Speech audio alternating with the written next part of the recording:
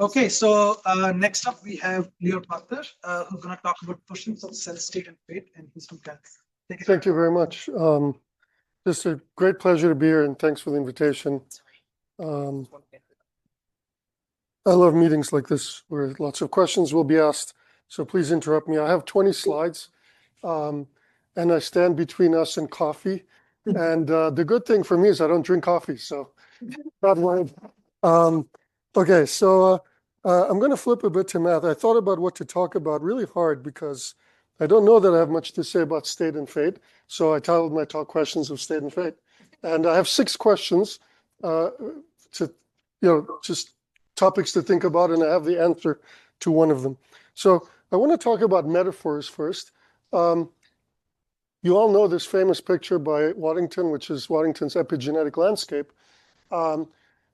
It's from 1957. It's sort of a metaphor for cell, for the transition of cells from progenitors to terminal states. And I think it's actually a very important metaphor because metaphors drive the way people think about things, and I'd like to make that case.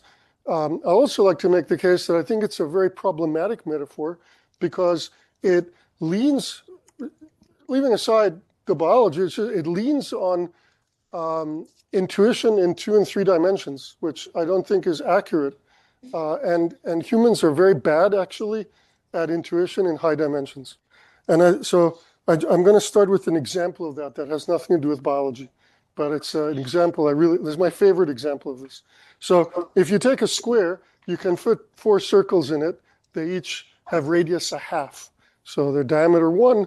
And you can measure the radius of the little circle inside, and it's a little elementary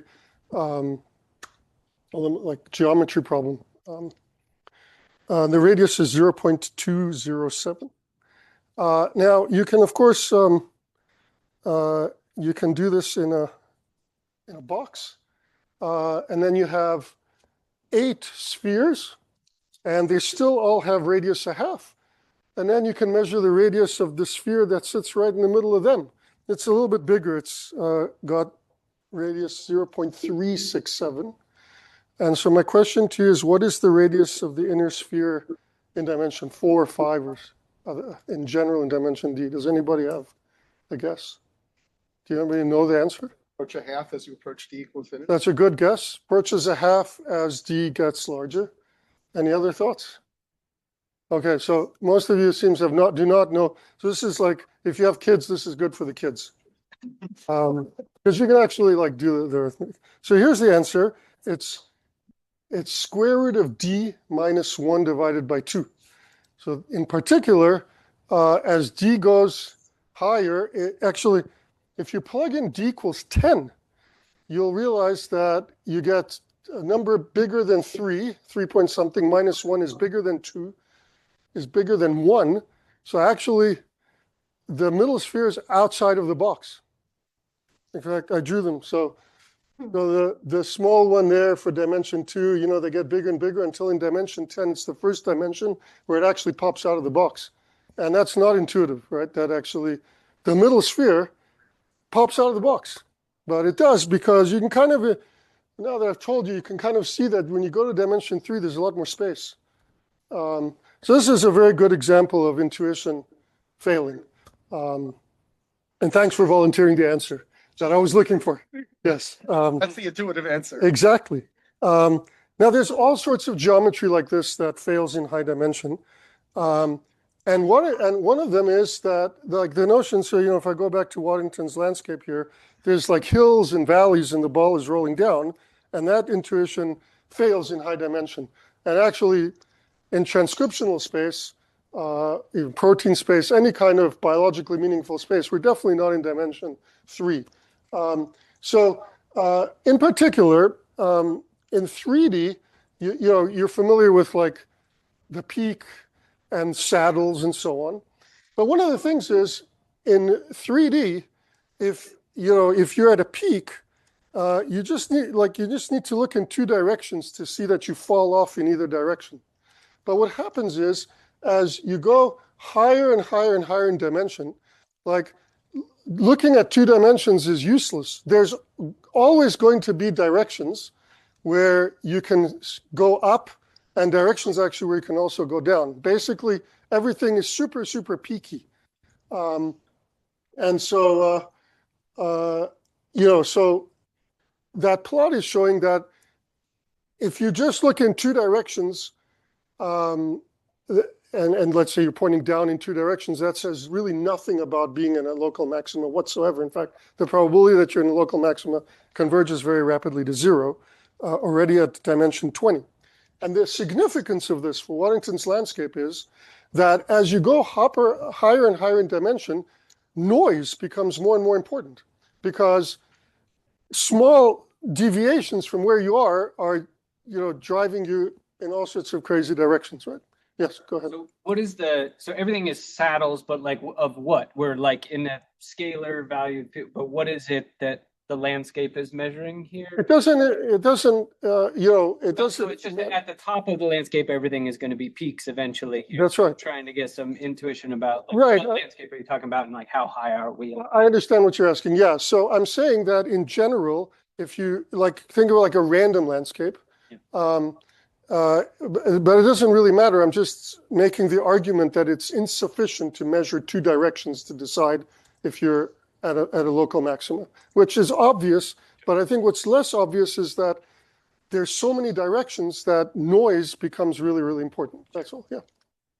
This is like a piece. I'm a physicist, so it's a piece-spin model. It's a random landscape model. But I think the whole gambit of Waddington is it's a high dimensional embedding of a low dimensional dynamical system, right? So I think in some sense, Great. I'm going to get there. Thank you. I agree. It's like a low dimensional manifold in a high dimensional system. Good. Okay. All right. Let's talk about that. Okay. So, like if it weren't, then it wouldn't work. Yeah. I mean, that's the physicist's point of view. The physicist thinks it's a low dimensional manifold in a high dimensional ambient space. I mean, not a manifold in this sense, but yes. Well, okay, let's think about what it is. This is great. We're going to get to question 2. So I pulled out a figure from a pretty well-known paper from 2018 that I like because it sort of outlines the way that people think about this stuff. And I like it because it actually starts with Waddington's landscape in the top left as the metaphor. And it posits that, cells are represented by, by a vector of gene expression. And then you have a latent manifold that you would learn from the data. I will say I was trained in mathematics. This is the pet peeve, but that figure on the top right here, the only thing it is not is a manifold, because a manifold has to be locally flat, but it actually has. Well, okay, that's just a pet peeve. And then you have the data in 2 dimensions, and that goes to your point. One thinks of the thing like sitting in some low dimension. People build like graphs that preserve local neighborhoods, and then there's like some manifold, and then you think of some pseudo-time, which is an ordering of the cells to determine their fate. I think this is how people think. So I'm going to argue that this is a little problematic in my point of view. First of all, a manifold is locally Euclidean. And one of the interesting things about 3D is if you have a 2-dimensional manifold, then 2 of the directions out of the 3 are on the local frame, and 1 is normal. So in the mind's eye, there's some surface and 1 normal direction. But I mean, again, this is a trivial statement, but as you go higher in dimension, and actually these days in single cell, people often are in dimension 10 or 50, 100. By the time you're at 100 dimensions, every direction is normal to your 2-dimensional manifold. So again,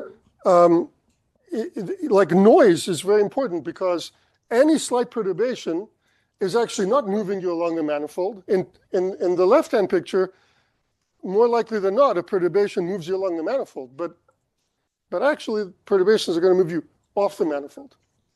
So I think it's a good question. First of all, what is a useful geometric metaphor? to think about, when everything is moving you off manifolds. I want to talk briefly about pseudotime, so I have only two parts to the talk. So I have,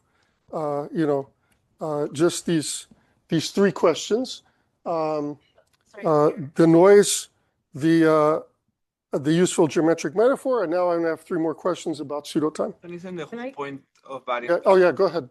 Sorry, I'll take questions.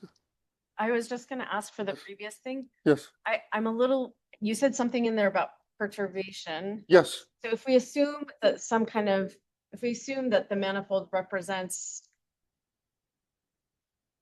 space of reachable places by perturbation where, that are somehow not influenced by noise, say, right? yes. Then maybe you can sort of understand something using the perturbation because it should keep you on the manifold as opposed to, the noise, which is going in many directions off manifold. Is that not what but then you said something about how the perturbation will take you off the manifold. So I was a little confused. Okay, yeah. I mean, I'm making sort of a very simple but meta point here, which is you're correct, right? Like you would imagine that a perturbation, a biophysical perturbation, would move you somewhere towards your final state.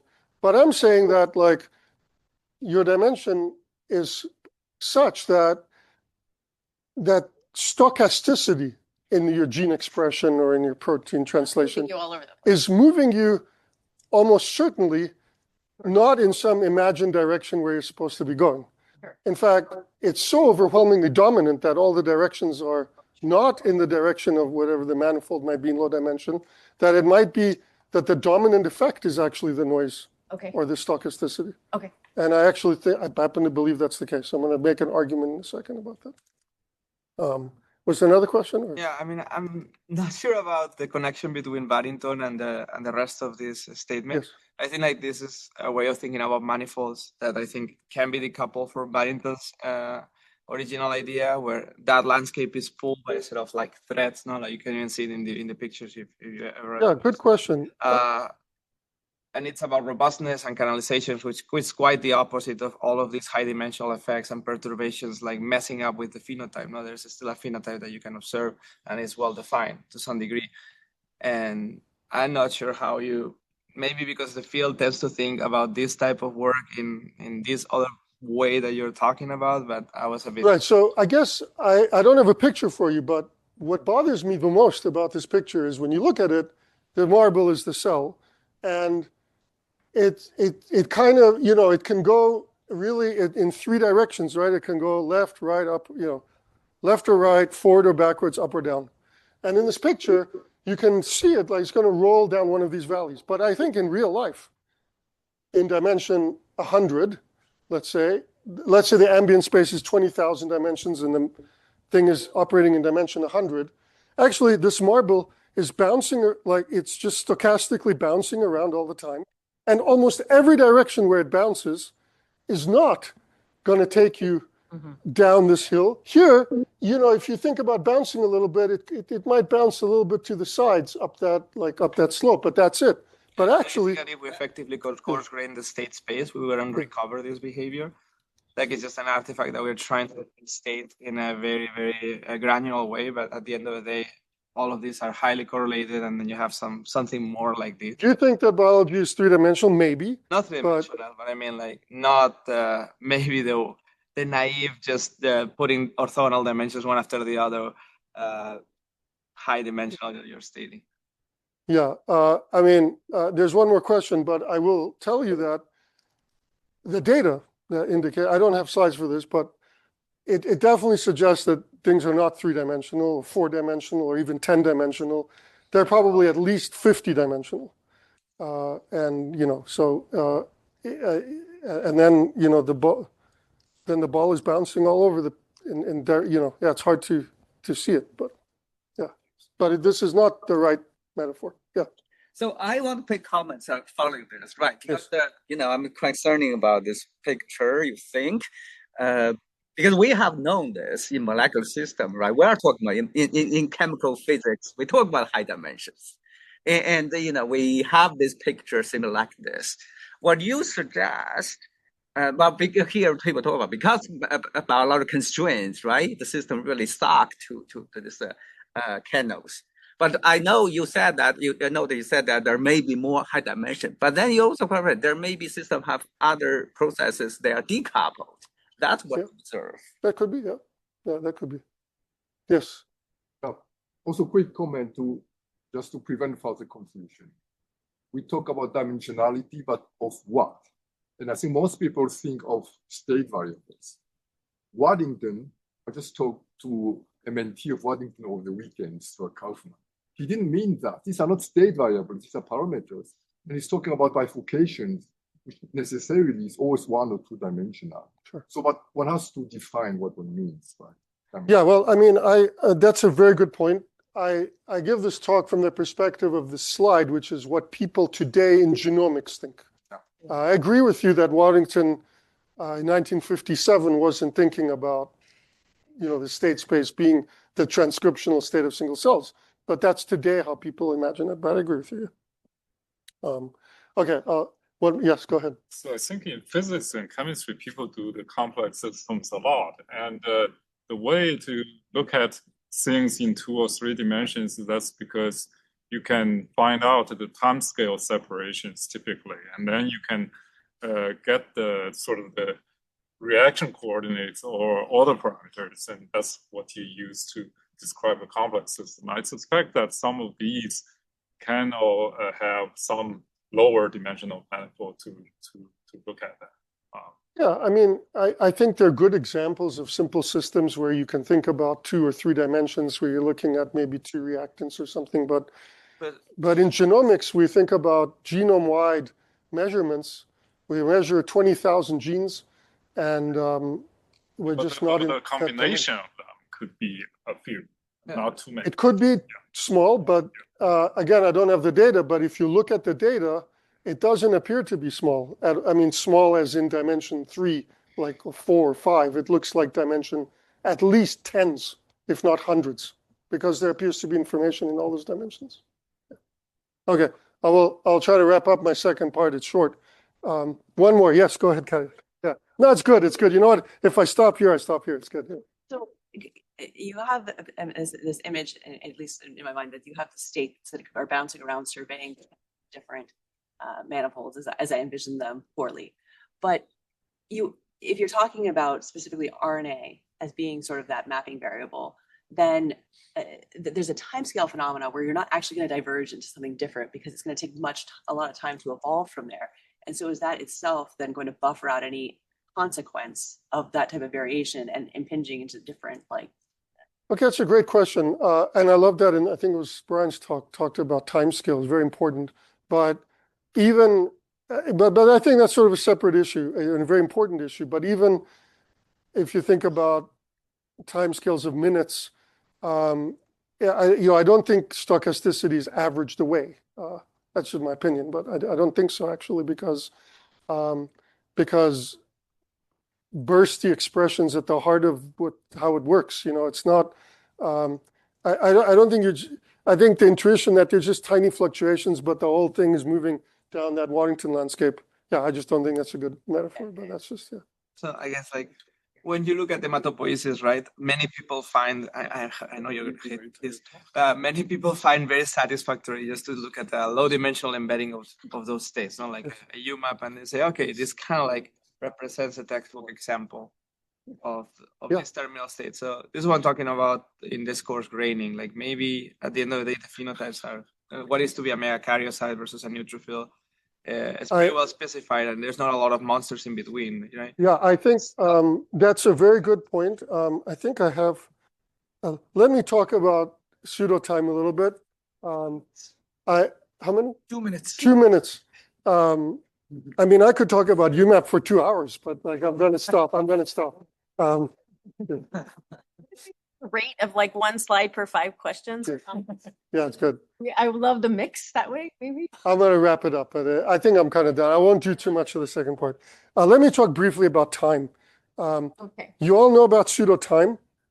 You may not know that pseudotime actually was invented or discovered or published in 2002 by the group of Jin-Hyung Kim, by Paul McGuinna, actually using microarrays for biological samples.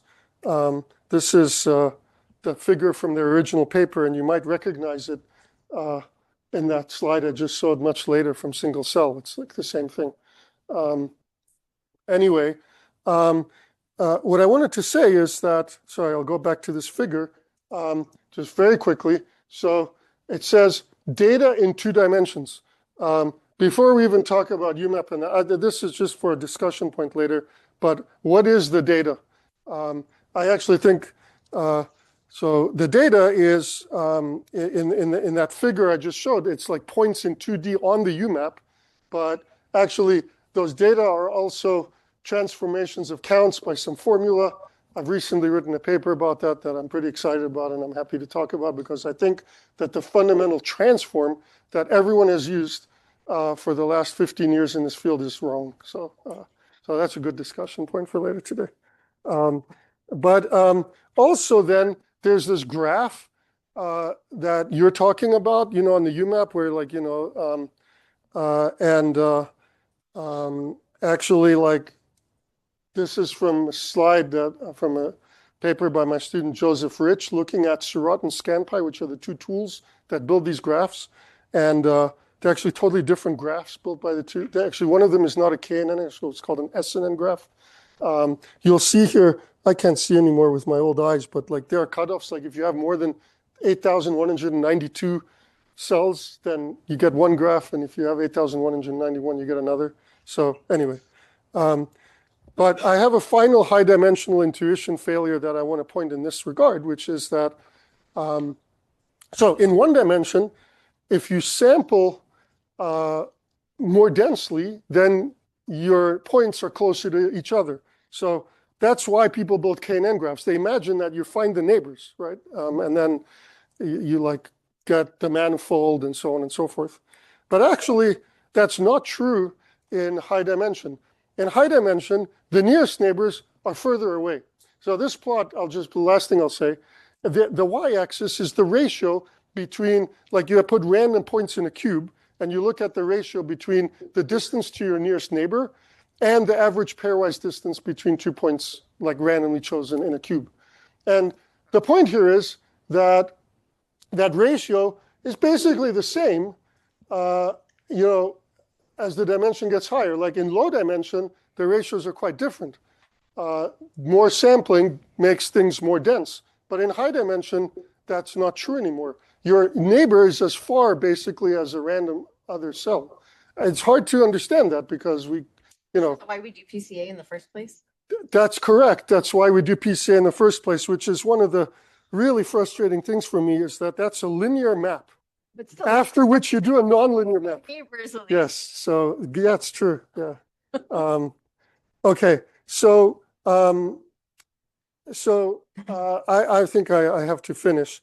I will not. Well, so I had a question here.